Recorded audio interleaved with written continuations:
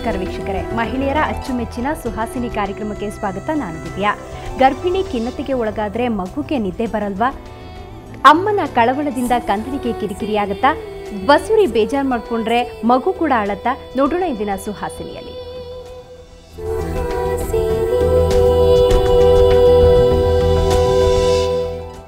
ಮನೆ ಬಗ್ಗೆ ಮಾತಾಡಲಿಕ್ಕೆ ಇವತ್ತು ನಮ್ಮೊಂದಿಗಿದ್ದಾರೆ ಸ್ತ್ರೀರೋಗ ತಜ್ಞರು ಡಾಕ್ಟರ್ ಚಂದ್ರಿಕಾ ಅವರು. ಅವರಿಗೆ ಕಾರ್ಯಕ್ರಮಕ್ಕೆ ಸ್ವಾಗತ. ನಮಸ್ಕಾರ. ಮೊದಲನೇದಾಗಿ ಹೇಳಿ ಚಂದ್ರಿಕಾ ಅವರೇ, ಈ ಖಿನ್ನತೆಗೆ ಒಳಗಾಗುವ ಲಕ್ಷಣಗಳೇನು? ಯಾಕೆ ಗರ್ಭಿಣಿ ಸ್ತ್ರೀಯರು ಖಿನ್ನತೆಗೆ ಒಳಗಾಗ್ತಾರೆ ಅಂತ ಒಂದು ಬ್ರಾಡಾಗಿ ಹೇಳಬೇಕಂದ್ರೆ, ಈ ಖಿನ್ನತೆಗೆ ಒಳಗಾದವರಲ್ಲಿ ಹೆಂಗಸರು ಗಂಡಸರಿಗಿನ ಟ್ವೈಸ್ ಮೋರ್ ಪ್ರೋನ್ ಅಂತ ಹೇಳ್ತೀವಿ.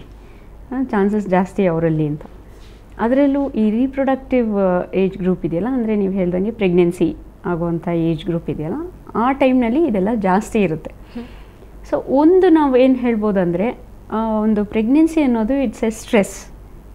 ಯಾವುದೇ ಒಂದು ನಾರ್ಮಲಾಗೆಲ್ಲ ನಡೀತಾ ಇರೋವಾಗ ಮಧ್ಯ ಒಂದು ಪ್ರೆಗ್ನೆನ್ಸಿ ಬಂದಾಗ ಅದು ಫಿಸಿಕಲಿ ಇರ್ಬೋದು, ಮೆಂಟಲಿ ಆರ್ ಫೈನಾನ್ಷಿಯಲಿ, ಎಮೋಷ್ನಲಿ ಎಲ್ಲದರಲ್ಲೂ ಇಟ್ಸ್ ಆ್ಯಡೆಡ್ ಸ್ಟ್ರೆಸ್ ಅಥವಾ ಬರ್ಡನ್ ಅಂತ ಬರ್ಡನ್ ಅಂತ ತೊಗೊಳಕ್ಕಾಗಲ್ಲ. ಬಟ್ ಆ ಒಂದು ಸಿಚುಯೇಷನಲ್ಲಿ ನಾವು ಆ ರೀತಿ ಹೇಳ್ಬೋದು. ಎಲ್ಲ ಒಂದು ರೀತಿಯಿಂದನೂ ಹೆಚ್ಚು ಸ್ಟ್ರೆಸ್ ಆಗುತ್ತೆ ಆ ಟೈಮ್ನಲ್ಲಿ. ಹಾಗೂ ಈ ಹಾರ್ಮೋನಲ್ ಇಂಪೈರ್ಮೆಂಟ್ ಅಂತ ಹೇಳ್ತೀವಿ. ಪ್ರೆಗ್ನೆನ್ಸಿನಲ್ಲಿ ಫಿಸಿಯಲಾಜಿಕಲ್ ಚೇಂಜಸ್ ಆಗುತ್ತೆ, ಎಷ್ಟೊಂದು ಎಲ್ಲ ಒಂದು ಸಿಸ್ಟಮಲ್ಲೂ ಚೇಂಜಸ್ ಆಗುತ್ತೆ. ಅದರಲ್ಲೂ ಈ ಹಾರ್ಮೋನ್ ವ್ಯತ್ಯಾಸ ಕೂಡ ಆಗುತ್ತೆ.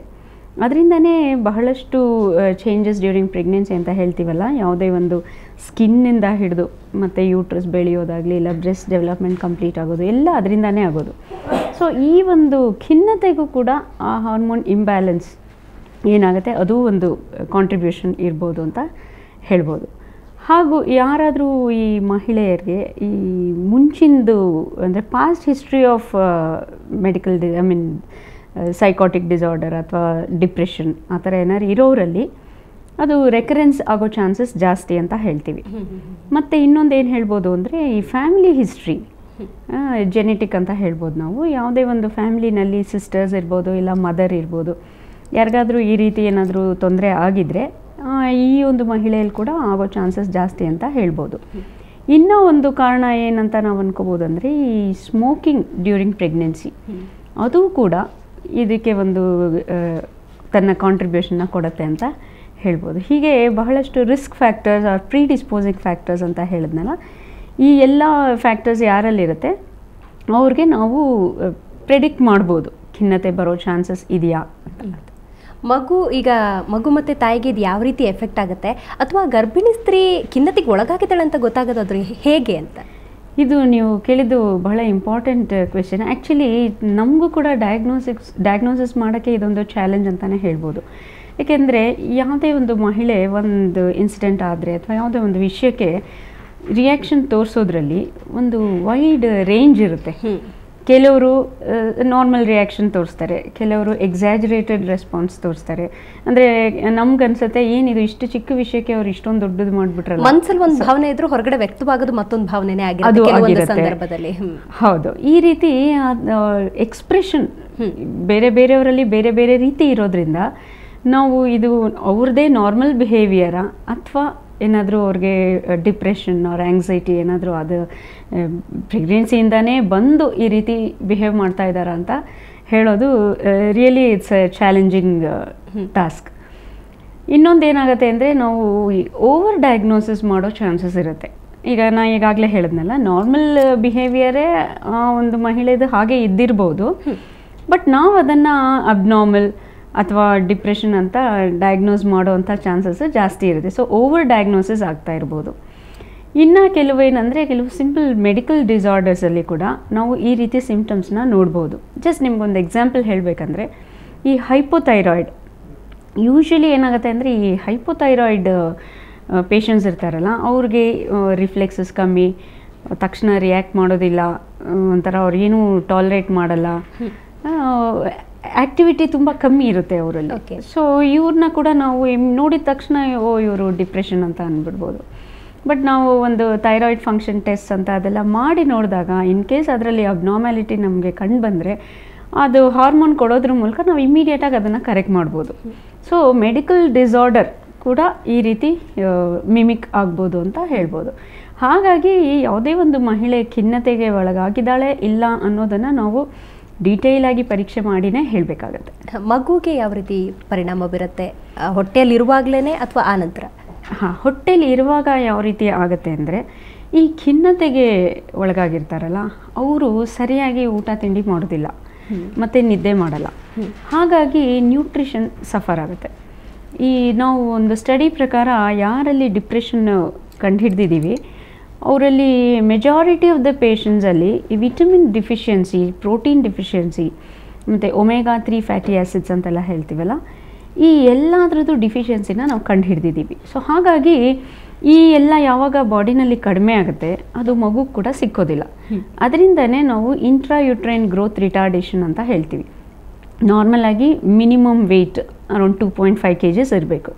ಸೊ ಇಂಥವರಲ್ಲಿ ಅದಕ್ಕಿಂತ ಕಡಿಮೆ even 2 kgs, less than 2 kgs ಕೂಡ ಇರೋವಂಥ ಚಾನ್ಸಸ್ ಇದೆ.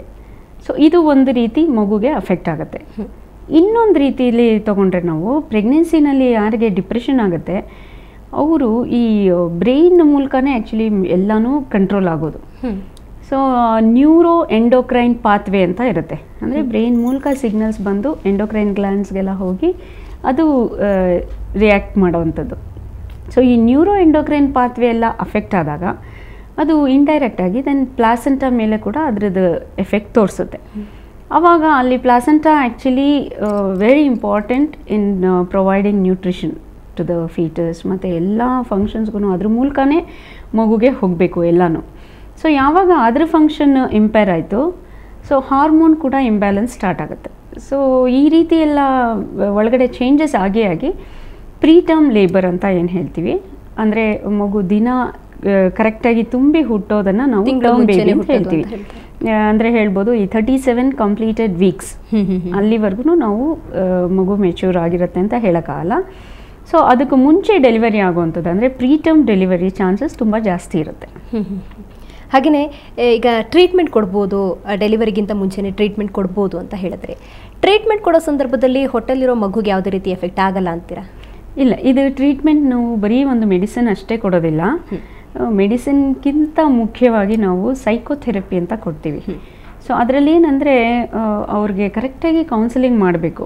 ಇದರಲ್ಲಿ ಎಲ್ಲರ ರೋಲು ಇರುತ್ತೆ. ಅಂದರೆ ನಾವು ಆಬ್ಸ್ಟೆಟ್ರಿಷಿಯನ್ಸ್ ರೋಲು, ಸೈಕ್ಯಾಟ್ರಿಸ್ಟು ಮತ್ತು ಸೋಷಿಯಲ್ ವರ್ಕರು ಎಲ್ಲರದ್ದು ರೋಲ್ ಇರುತ್ತೆ. ಸೊ ಆ ಪರ್ಟಿಕ್ಯುಲರ್ ಆಗಿ ಯಾರಾದರೂ ಅಫೆಕ್ಟ್ ಆಗಿರೋಂತಹ ಮಹಿಳೆ ಇದ್ದಾಗ ಫಸ್ಟ್ ನಾವು ನಮ್ಮ ಡ್ಯೂಟಿ ಏನಂದರೆ ಅವ್ರಿಗೆ ಈ ಪ್ರೆಗ್ನೆನ್ಸಿ ಅನ್ನೋದು ಏನು ಅಬ್ನಾರ್ಮ್ಯಾಲಿಟಿ ಅಲ್ಲ, ಇದು ನಾರ್ಮಲ್, ಎಲ್ಲರಿಗೂ ಒಂದಲ್ಲ ಒಂದು ದಿವಸ ಈ ಸ್ಟೇಜ್ ಕ್ರಾಸ್ ಆಗೇ ಆಗ್ತಾರೆ ಅನ್ನೋದನ್ನು ಅವ್ರಿಗೆ ಹೇಳ್ಕೊಡ್ಬೇಕು.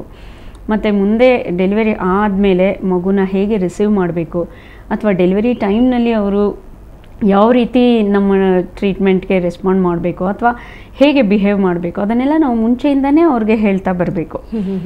ಮತ್ತು ಈ ಸೈಕ್ಯಾಟ್ರಿಸ್ಟ್ ರೋಲ್ ಕೂಡ ತುಂಬ ಇಂಪಾರ್ಟೆಂಟ್ ಆಗುತ್ತೆ. ಅವರೂ ಅವರ ಈ ಸೈಕೋಥೆರಪಿ ಅಥವಾ ಕೌನ್ಸಿಲಿಂಗ್ ಅಂತ ಏನು ಮಾಡ್ತಾರೆ, ಎಷ್ಟೋ ಸಲ ಮೆಡಿಸಿನ್ ಕೊಡದೆ ಬರೀ ಈ ಒಂದು ಮಾತಿನಲ್ಲೇ ಎಲ್ಲನೂ ನಾವು ಕಂಟ್ರೋಲ್ ಮಾಡ್ಬೋದು. ಅದು ಮುಖ್ಯ ಆಗುತ್ತೆ. ಬಟ್ ಇನ್ನು ಸಿವಿಯರ್ ಇಲ್ನೆಸ್ ಇರುತ್ತೆ ಅಂದರೆ ಕ್ಲಿನಿಕಲ್ ಡಿಪ್ರೆಷನ್ ಅಂತ ಹೇಳ್ತೀವಿ. ಇದು ಒಂದು ಮೈಲ್ಡ್ ಇದ್ದರೆ ಅದನ್ನು ಜಸ್ಟ್ ಫೀಲಿಂಗ್ ಡಿಪ್ರೆಸ್ಡ್ ಅಂತೀವಿ. ಅಂದರೆ ಅದು ವೆರಿ ಮೈಲ್ಡ್, ಅವರೇನೋ ಪೇಷಂಟ್ ಸುಮ್ಮನೆ ನನಗೆ ಡಿಪ್ರೆಸ್ ಆದಂಗೆ ಅನಿಸುತ್ತೆ ಅಂತ ಅನಿಸುತ್ತೆ ಅಷ್ಟೇ. ಬಟ್ ರಿಯಲ್ಲಾಗಿ ಸಿಮ್ಟಮ್ಸ್ ಎಲ್ಲ ಇರೋವಾಗ ಮತ್ತು ಇದು ಕ್ವೈಟ್ ಸೀರಿಯಸ್ ಕಂಡೀಷನ್, ಅದನ್ನು ನಾವು ಕ್ಲಿನಿಕಲ್ ಡಿಪ್ರೆಷನ್ ಅಂತ ಹೇಳ್ತೀವಿ. ಅಂಥವ್ರಿಗೆ ನಾವು ಮೆಡಿಸಿನ್ಸ್ ಕೊಡಲೇಬೇಕಾಗತ್ತೆ. ಅದು ಈಗ ಮುಂಚೆಗಿಂತ ಇವಾಗ ಸೇಫರ್ ಡ್ರಗ್ಸ್, ಅಂದರೆ ಮಗುಗೆ ಯಾವುದೇ ರೀತಿ ತೊಂದರೆ ಮಾಡದೇ ಇರೋವಂಥ ಡ್ರಗ್ಸ್ ಬಂದಿದೆ.